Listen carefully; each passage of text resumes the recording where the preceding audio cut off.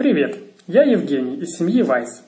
3 марта мы приехали в Фридланд, лагерь распределения для поздних переселенцев. Видео про то, как мы провели карантин в Германии, смотрите в описании. 3 марта мы с Дудерштата выехали на автобусе во Фридланд.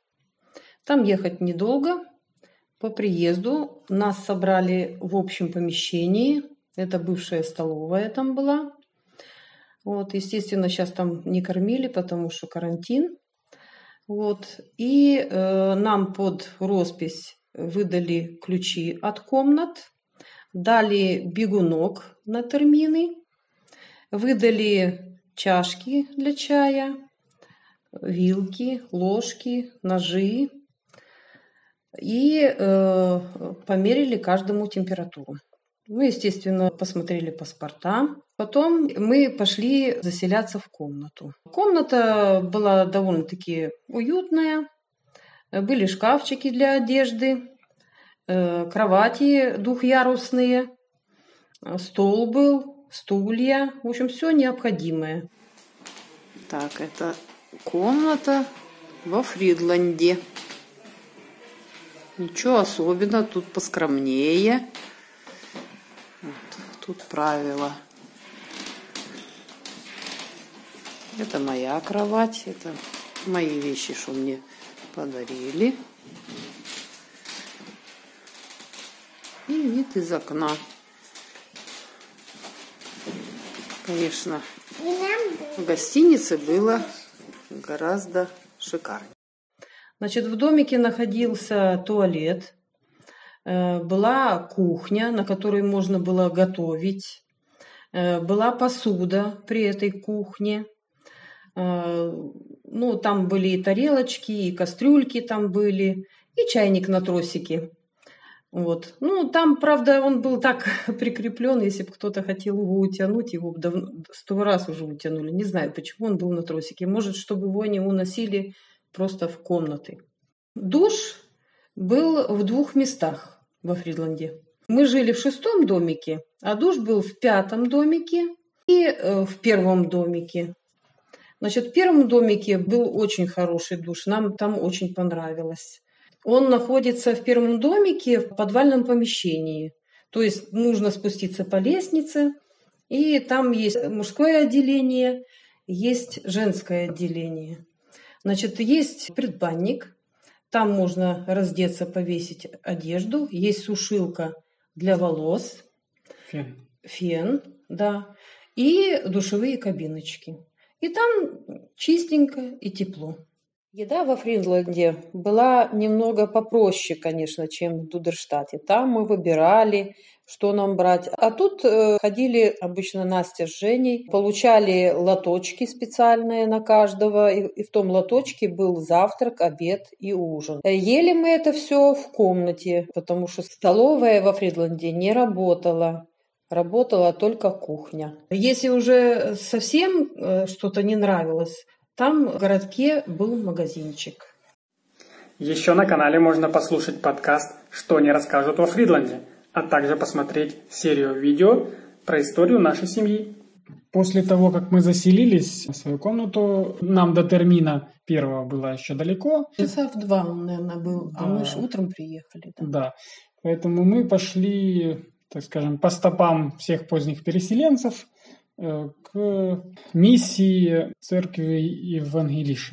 То есть там, где дают подарки для поздних переселенцев в виде одежды, обуви и некоторых самых необходимых вещей, по полотенца и так далее, там халатов. Получили там свои подарки. В тот день не сильно много было, не все подошло, то есть детям не было обуви, вернее, младшей было, а старшей нет. Но мы на следующий день, вернее, через день еще пришли, попросили, слышали о том, что был завоз, а у нас у дочки развалились сапоги. Неожиданно мы попросили какую-то обувь для нее. И как раз из-за того, что был завоз, они нам выдали еще кроссовки, ну и в нагрузку еще полотенце. Вот нам дали подарки. Еще бабушке тоже видео. Угу. Пижама и халатик. Угу. Вот тут и Моя куча всего, и пижама. словарики всем взрослым дали, и деткам тоже разговорнички. Саша уже оделась.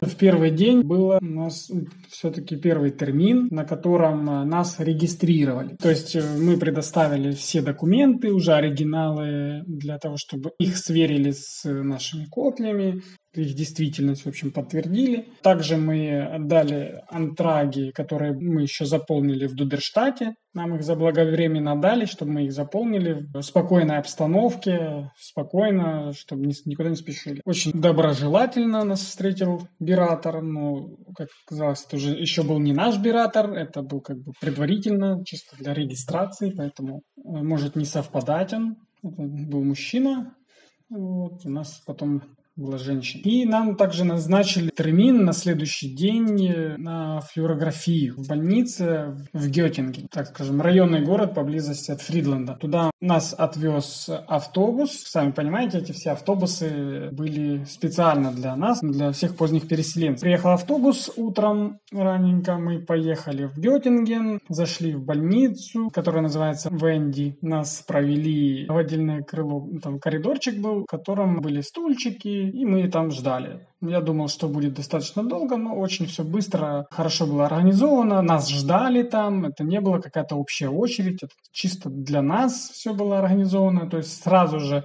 там через буквально несколько минут пришла сотрудница, которая по-русски даже говорила. Они распределили там кому сколько лет, то есть до 15 лет там это как бы дети, им флюорографию не делали, делали просто общий осмотр. А всем остальным с 15 лет всем делали флюорографию. Ходили посемейно. Сначала одна семья, другая и так далее, как были по списку. И для того, чтобы дети не скучали, были заняты, было им интересно, им подарили подарочки каждому. Мягкую игрушку, ее звали Венди, как и больницу. Поддержите наш челлендж 1000 подписчиков до 1 декабря. Перед первым термином у нас был также термин с фрау Грамс. Очень советуем вам воспользоваться возможностью встретиться с сотрудником Красного Креста, который работает специально для того, чтобы помогать поздним переселенцам, знает русский язык. На тот момент это была фрау Грамс, но она уже дорабатывала самые последние уже дни перед пенсией. На сегодняшний момент она уже на пенсии, поэтому другой человек, которого мы тоже видели, и эта сотрудница вам обязательно поможет, объяснит нюансы распределения, что делать после распределения. В основном про термин говорилось то, что сильно, так скажем, не переживать за то, что куда нас распределят, какой там населенный пункт и так далее. Какую землю, в любом случае это Германия, здесь неважно особо, где ты находишься, можно везде найти там курсы, и после этих всех курсов уже переселиться туда, куда ты хочешь уже по работе. Поэтому именно для самого термина мы там большой информации для себя не узнали, кроме того, что как бы поняли, что сильно ждать открытия нашей земли, которую мы хотим, не стоит, потому что мы слышали, что Баден-Вюртемберг уже закрыт, лимит исчерпан на тот момент был. Очень советуем туда попасть, задать какие-то свои вопросы сотруднице Красного Креста. Для каждого отдельно, для его ситуации может подсказать нужную им информацию, которую даже как бы человек мог и не думать, что она нужна. Ну, это был случай со мной, потому что я по уезду с Украины не отказалась от пенсии, а это, оказывается, было очень важно. Перед выходными был так называемый первый термин. Регистрация это была само собой, а это был именно первый термин. Там биратор уже женщина, она на самом деле, как мы уже потом узнали, знала русский язык, но с нами разговаривала на немецком. Потом, когда уже была необходимость, уже после самого термина, там уже, так скажем, в коридорах или уже на втором термине потом она с нами разговаривала по-русски, когда нам нужно было прям что-то выяснить важное. Вот. А так достаточно было, в принципе, самых простых слов, чтобы с ней объясниться, так скажем, на пальцах рук и ломаным немецким мы с ней объяснялись. Ну да, она там заполнила недостающие графы, видимо, в документах, которые там нужны были заполниться. И поговорила с нами о распределении. Да, куда бы мы хотели распределиться, спрашивала нас. Мы хотели изначально в Баден-Вюртемберг. У нас там родственники. Да, ну она спросила, какие родственники. Мы как бы сказали, что двоюродные. Мы знали, что это не котируется. Как бы она сказала, что Баден-Вюртемберг закрыт сейчас на данный момент. Предложила другие варианты. То есть сначала всю Восточную Германию, ну, все земли Восточной Германии, кроме Тюрингии, так как мы, так скажем, сразу же выразили нежелание туда ехать. Она это увидела по нашим лицам. Да, она еще перечислила Гольштейн, но мы тоже как бы не хотели удаляться от родственников, опять же, на север, тем более климат. Ну и в конце она как вишенку на торте предложила землю Рейнланд-Пфальц, про которую, в принципе, в интернете мы почти ничего по поздним переселенцам не находили и даже потом как-то искали. Ну и мы согласились. Сама сразу предложила нам подумать и пошла как бы то ли действительно чем-то на какие-то документы, то ли дала просто нам время подумать. Вышла с комнаты. Да, во время этой паузы мы между собой поговорили, что вот, мол, земля соседняя, во-первых, Баден-Вюртембергом, во-вторых, это все-таки Западная Германия, это более развитая должна быть экономически. Ну и когда она вернулась, мы согласились сразу на землю Рейнланд-Пфальц. Начали следующий термин, уже последний на понедельник. Вот, и мы ушли. Насчет Wi-Fi я могу сказать, что Wi-Fi там хороший. Мы общались с родными без проблем, прямо с комнаты. Он намного лучше, чем был в Дудерштате. То есть, если в Дудерштате он там еле-еле аудиозвонки по WhatsApp выдерживал, там, то здесь уже он спокойно, так скажем, на всех устройствах одновременно тянул видео практически в любом качестве, ну, соответственно, и видеозвонки, и все остальное. Условия для детей там хорошие. Мы, правда, приехали еще в холодную пору года. Там была на улице площадка, но дети туда редко ходили, потому что было холодно. Но в домике был такой детский уголок. Там были игрушки, и дети собирались там и с удовольствием там играли. Также Фридланд делится на две части. Ну, то есть там лагерь на две части делится. В одной части селят поздних переселенцев. Там же находится центральный офис в домике номер 16. Во второй части поселены беженцы, размещены. То есть они распределяются оттуда. Узнать больше о беженцах можно из нашего подкаста «Что не расскажут во Фридланде». Ссылка на выпуск подкаста о беженцах в описании под видео. Фридланд, он вообще-то небольшой такой, аккуратный немецкий городок, обыкновенный. Ничего там сильно примечательного в нем нет. Единственное, что там есть памятник переселенцам Фридланда. Переселенцам. Да. Мы ходили по городу несколько раз, ходили в магазин. Это был первый выход в Германии в магазин. Назывался он Эдека. Он там недалеко, каждый подскажет, где он находится. В том магазине первый раз мы покупали продукты, которые нам хотелось купить. Ну, в этом магазине первый раз я увидела овощи и фрукты, которые продаются зимой. У нас, например, в Украине многого на полках нет такого, только в сезон. А в Эдеке это было. То есть там был виноград, баклажан. В общем, нам магазин понравился. Потом мы ходили в поход к памятнику с детьми. Ну, там такое монументальное сооружение. Мы там немножко пофотографировались, почитали. Там была скамеечка, мы посидели. Потом вернулись домой. Но этот памятник находится на горе. Так что там не так просто. И довольно-таки долго нужно подниматься. Вот. Ну, это надо просто не идти туда в конце дня, а идти отдохнувшим утречком или чуть-чуть позже. Все, вот вид на Фридланд. Вот он весь, как на ладони. Потом мы ходили еще по городку. Там есть то ли речка, то ли ручей. Там есть мостик, рядом там железная дорога. Около железной дороги это. И там плавают дикие уточки. Мы их тоже фотографировали. Там очень красиво. До Эдеки там приблизительно 200 метров. То есть он совсем рядышком.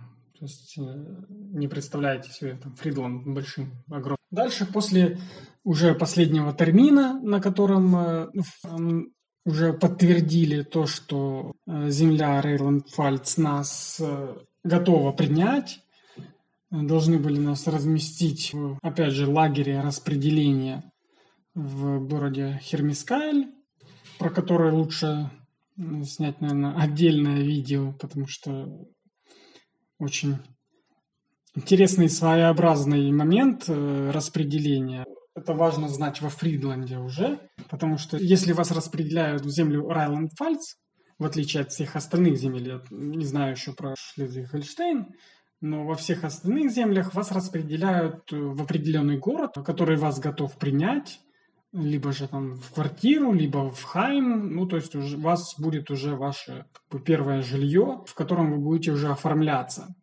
В землю Рейнланд-Пфальц так не получится, потому что вас поселят в лагерь опять же, для переселенцев и беженцев в городе Хермискайль. Там вы будете находиться в подвешенном состоянии приблизительно время там неделя-две до 4 недель.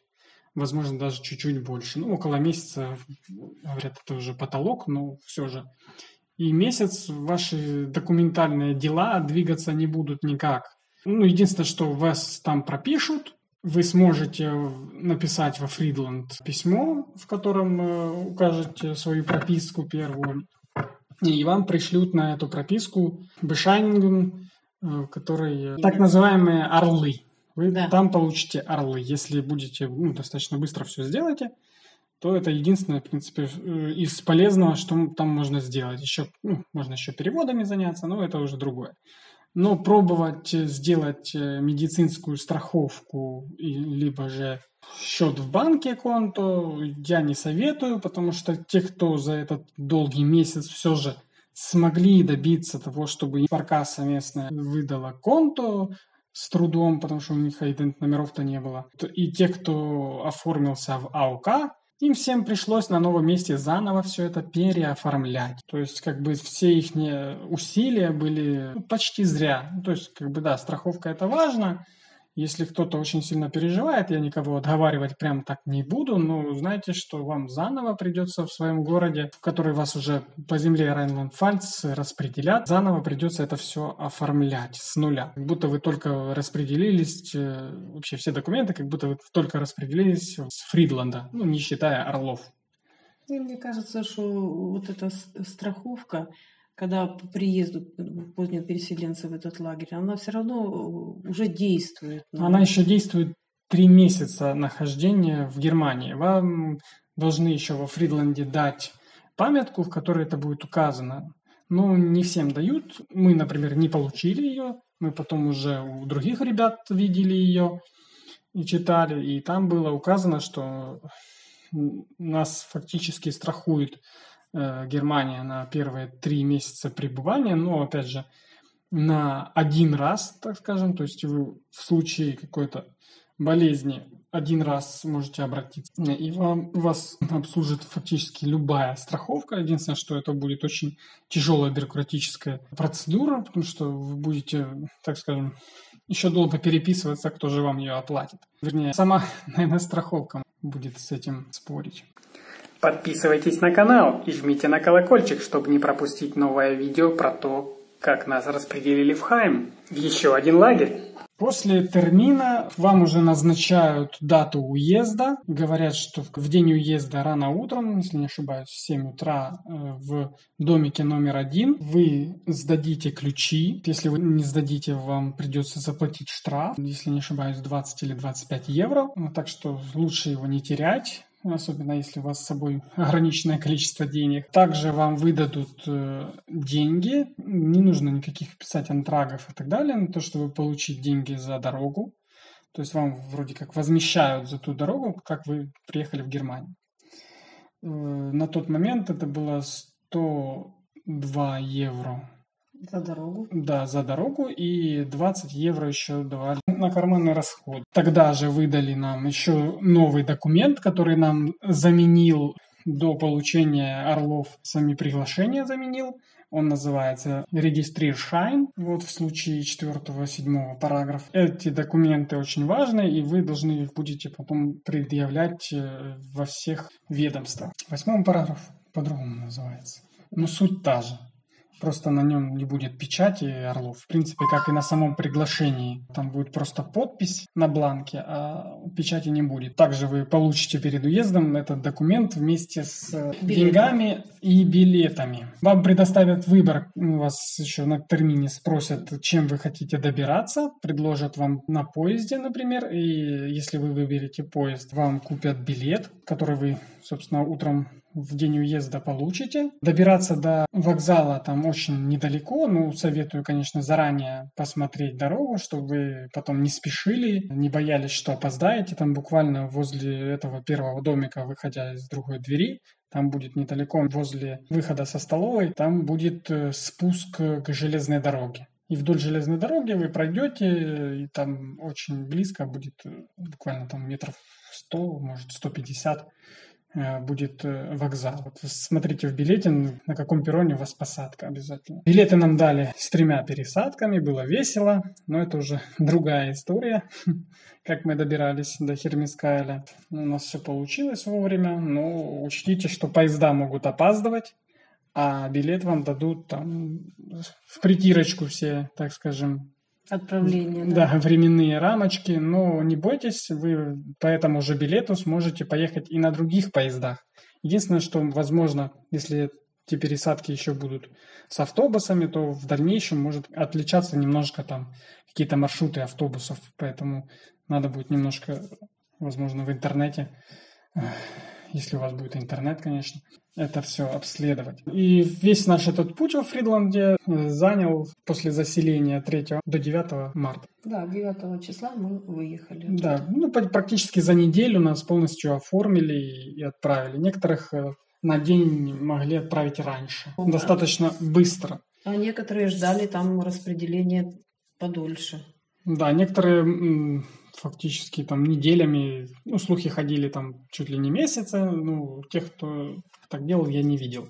Я видел только тех, которые уже пару недель ждут своего распределения. Ну, это те, которые на той земле, где Фридланд находится чаще всего. Да, в Нидерсаксен, это Нижняя Саксония, те, кто распределяется, те, в принципе, уже поселяются в Фридланде, как в своем первом хайме, потому что это хайм земли Нидерсаксен. И здесь они уже все оформляются и ждут, какой город их еще может принять. Да, и еще есть возможность ехать не только поездом по билету, но еще можно поехать своим транспортом, если есть автомобиль свой, если вы приехали на своем автомобиле. Вам возместят расходы на бензин, вам нужно будет предоставить чек, покупки, вернее, даже не знаю, это, наверное, антрах нужно писать. Ну, это лучше уточнить у оператора этот момент, потому что мы ехали на поезде, это точно не знаю. Некоторые люди нанимали такси. Да, ну, можно так сказать, такси.